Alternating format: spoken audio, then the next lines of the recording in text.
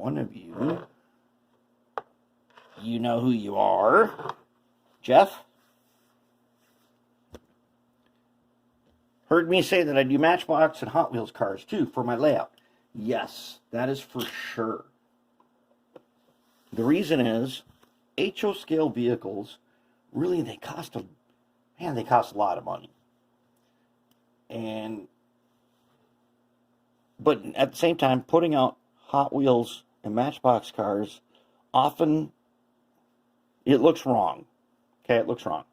But I'm going to show you 3 examples of cars, because I also love to rebuild Hot Wheels and Matchbox cars. Okay, first, let's take a look at this station wagon. All right, let's come on down here, take a look at him. This station wagon is a Hot Wheels that is current. I mean, you'll find this on the shelf right now in any toy store. When I did this and I took a picture of it and I showed it to friends, one of my friends says, my mom had that car, had exactly that car.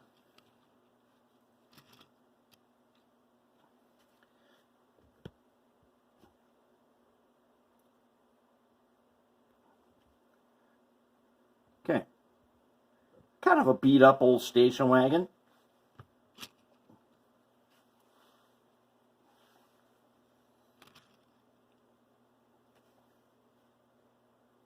And yeah, you can see the shiny wheels. I didn't get rid of those because they're cool. They're cool. Remember, part of your building your layout is just being cool for the sake of being cool. Now, this car is approximately 110% the size of a real HO scale station wagon like this. Now, I am frustrated with HO scale vehicles. I think they are way too small. Because I've got an old 1972 Dodge, which is 19 feet long, according to the scale ruler. Let's see here. Where's our HO scale? Okay, HO scale. So this guy is 21 feet long. And for a big station wagon, that's not bad, because it would probably be 20 feet. So it's like 1 foot over. And if you put an HO scale person next to this, it looks just fine. That car, it was one of those super shiny Hot Wheels cars. It's an old station wagon. It was awesome. I'm like, oh, that would look so good. And it does. And when I showed it to friends, they're like, wow, that's amazing. And look at that, polished the window using some headlight lens cleaner from the auto parts store, and then I wiped on some Johnson self-shining floor polish, which is the old Future, and dang, I got a nice, sweet car. And if you saw that on the layout, you would not really, you'd either think, hey, that's kind of cool, or you'd think nothing of it. It wouldn't look like I just set out some Hot Wheels car. Okay, that was one. Now, here's another one of, is this the same one? These are not identical, are they? Which one is this? What does that say on there? This one says, what does it say? It doesn't say what it is. X1624. I don't know if that's the model number or what. I don't know what that one is. But take a look. It's really cool. What does this one say? X1624. Okay, these are not identical models.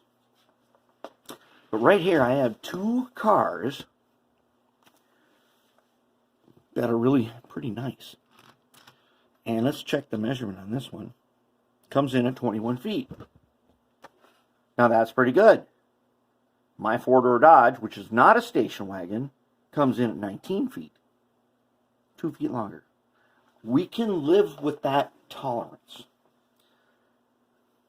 Okay? We can live with that because we are creating illusions.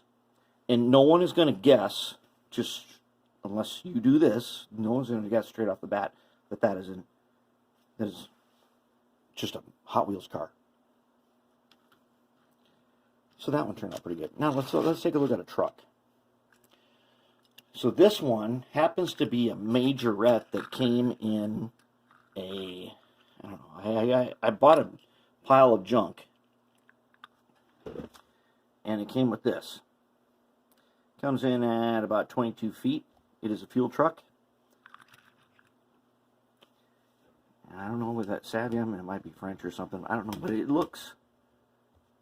Did you think that this was just some Hot Wheels? I know the wheels give it away as a majorette, but otherwise, this is totally acceptable. And I kept it glossy, so it shines a little bit, because I have an idea where I want to put this, and a street light's going to shine on it, or a light above.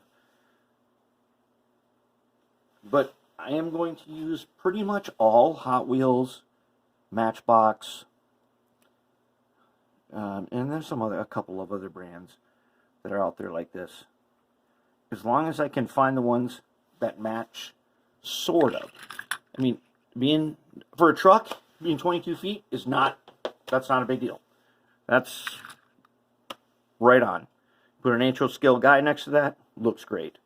And I've done a whole bunch of these. I don't really make videos out of them. I should one day. But if you ever thought that buying vehicles, they get ridiculously expensive, and one of the things that I've talked about before is called the uncanny valley.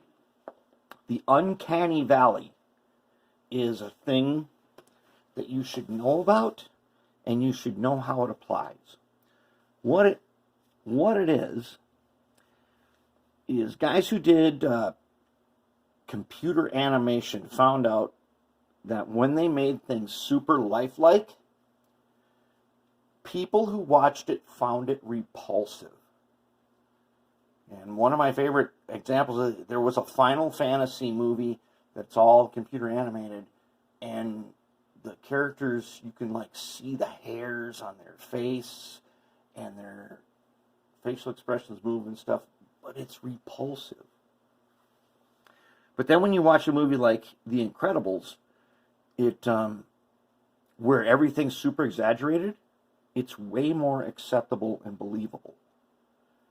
So it's okay to go over under just a little bit here and there. Now, one of the most popular ones is the Matchbox Greyhound bus from way back when. That one, which I'd redid a whole set of them, that one was actually N scale. Because a real bus is about as big as a 50-foot boxcar almost. And it's not a 20-foot container. So I pick my vehicles based on whether or not I think they're going to be close. And then if they don't exactly match, like these two they're close. They could probably sit together and be believable. But sometimes you'll have something that you want to use that a makeover is awesome on. And if it's not believable with another vehicle next to it, but it still looks cool and is believable by itself, then put it somewhere where it can be by itself and make it believable. As soon as you put an HO scale person next to this, it becomes totally believable. And that's what you're trying to do.